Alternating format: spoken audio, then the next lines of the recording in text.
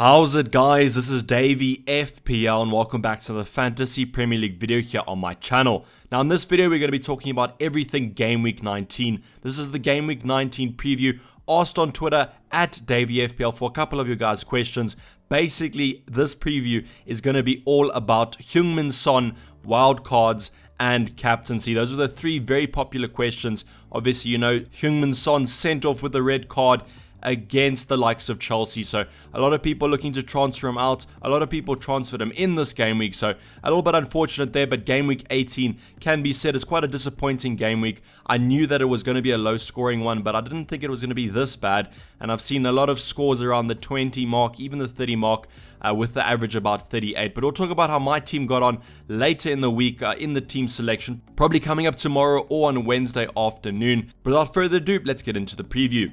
Thank you to OneFootball for sponsoring this video. Link down below if you do want to use my download link to download this wonderful app. Thanks again for sponsoring the video. If you don't know, OneFootball is the everything football related app. It's free to download on iOS or Android, and you can see there on the table. I'm following the Premier League right now. Gives me all the goals, assists, and whatever I need to know, as well as following my favorite team if I do want to follow a team, which is for me Liverpool, but for you it could be anyone else. Also, if you want to track more leagues than just the Premier League, go and check out this app. As I said, link down below. The reminder this week is going to be about the Thursday deadline. The fixtures are coming thick and fast over this festive period. So we ended the game week on Sunday, but the new game week deadline is going to be on Thursday. It's not even at the night, so please don't get caught out by this. For me, local time it's 2:30, but for you it's probably about 12:30 or later, so please just don't miss it and stay tuned for the upcoming game week after that, which is going to be on the Saturday. But we'll get more into that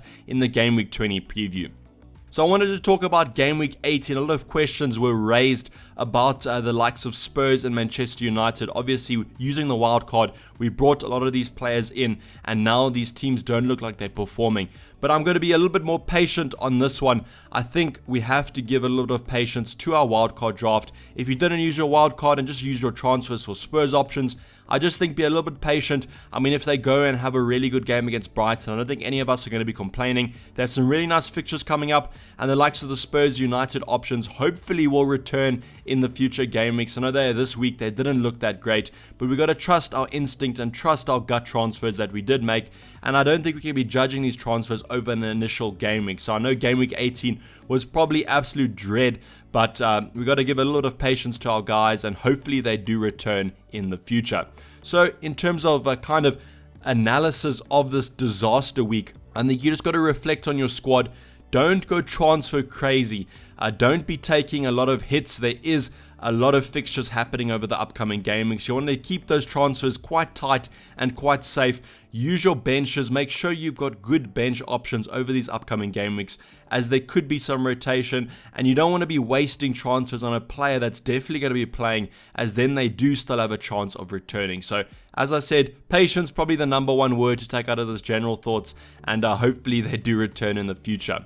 So the watch list has been completely updated. Obviously, using the wildcard completely negates the watch list, as most of those players do come into our lineup. We have one consistency here, which is Richarlison. Had a relatively quiet game week 18 against Arsenal. I know a lot of people were thinking about bringing him in, as that fixture looked absolutely enticing.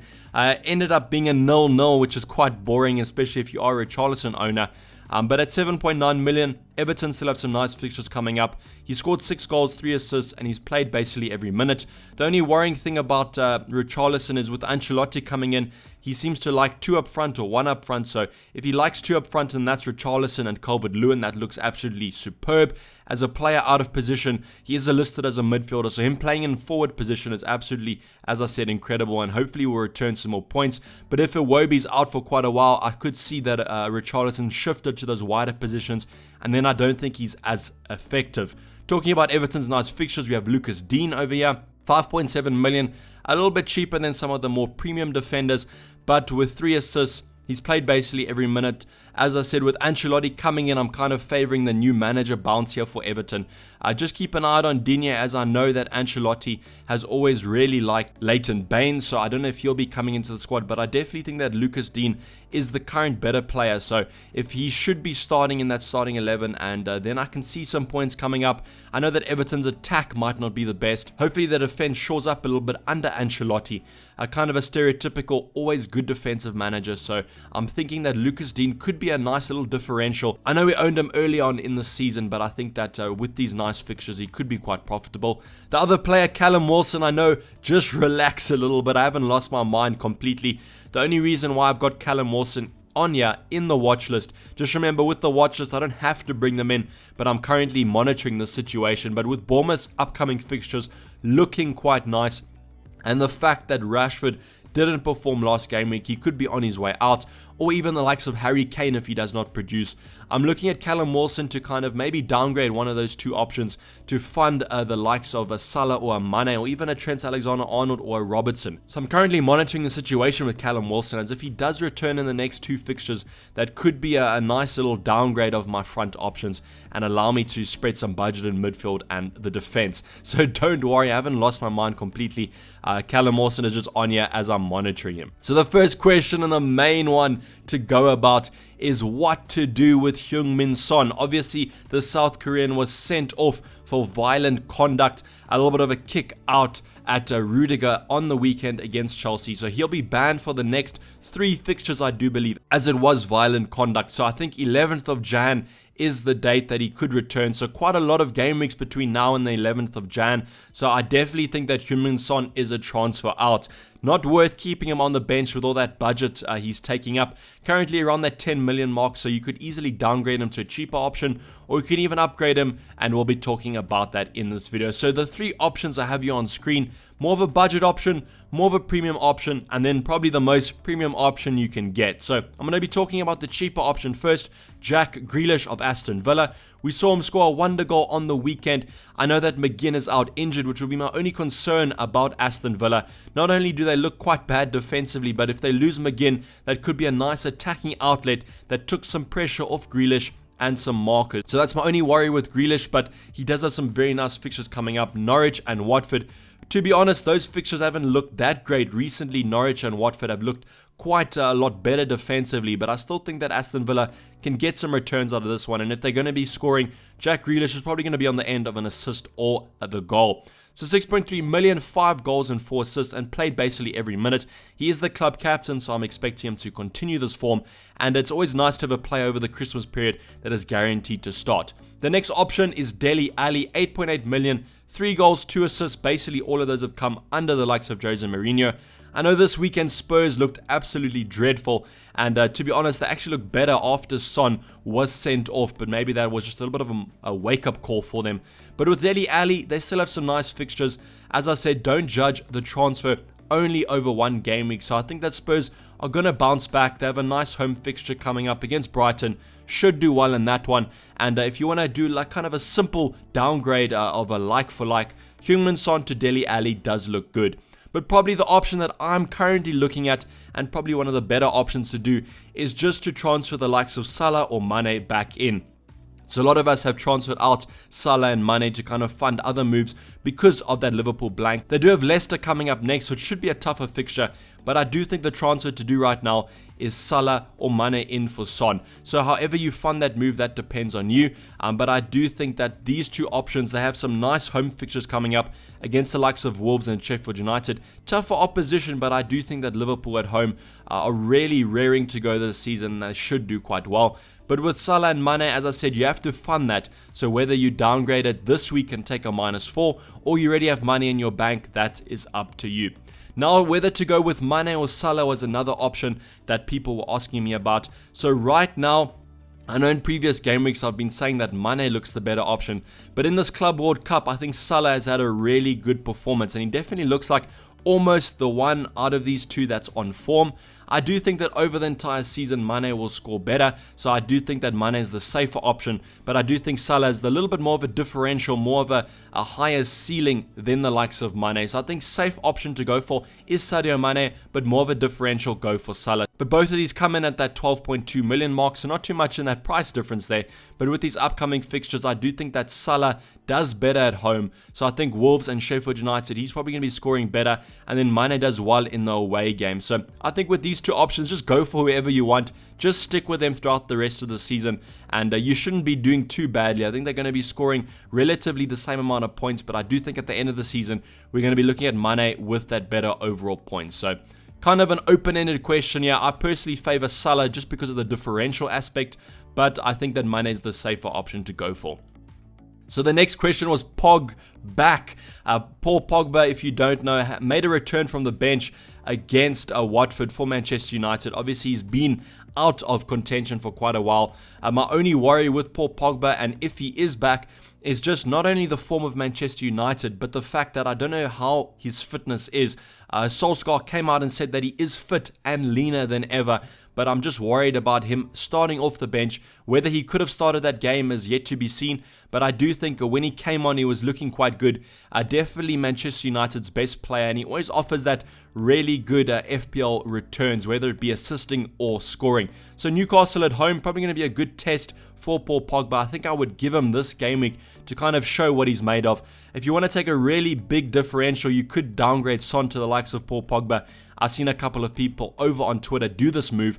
I do think it's quite a high risk, high reward situation, as Paul Pogba always generally does well in FPL. So could be a little bit more of a differential. I'd say if you really need a differential, you can go for it. But right now, I think a little bit of patience with Paul Pogba is needed, and we can kind of see how he's adjusting to this United squad that has been playing very counter-attack heavy. Maybe he'll fulfill some good passes and kind of change the gameplay that they do have. And I do think he's a really important player to Manchester United. So if he is back, I definitely do think that that's someone that we should be looking at, especially with their nicer fixtures coming up. So the last question we're going to be going over was a lot of people were requesting a wildcard draft. This draft has a little bit of a variation to my current team, so I'm only going to be talking about the players that I've brought in and changed. As if you want to go over kind of a really in-depth analysis, just go and check out my wildcard draft or my final team selection from last game week. So the changes I have in this lineup, I've brought in the likes of Dean and Richarlison because of those nice Everton fixtures.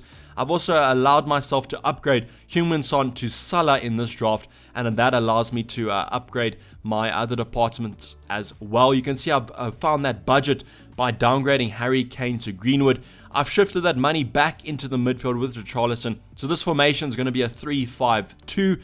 You can even double up on a 4-4-2 if you want to go for that defensive situation, if your defenders have a better kind of game week than another midfielder.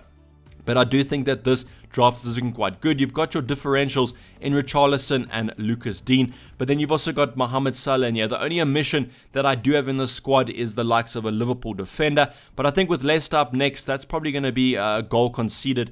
And I think with Lucas Dean, quite a bit cheaper than those Liverpool options, you could maybe go for Gomez. He should be starting in that lineup for quite a while with Lovren and Matip out injured, so you could go for him if you want a cheaper Liverpool player. But I just favor Dean over the next couple game weeks with those nice fixtures, and Liverpool do have some top 6 clashes coming up quite shortly. So this is the draft that I would go for. Comment down below your wildcard draft if you're going to be going for it. Just a reminder that you have to use your wildcard this game week or before the next game week. Otherwise, you're going to completely negate that wildcard and it's going to disappear. The new wildcard comes up after game week 20, so stay tuned for that one if you want to kind of use an early wildcard.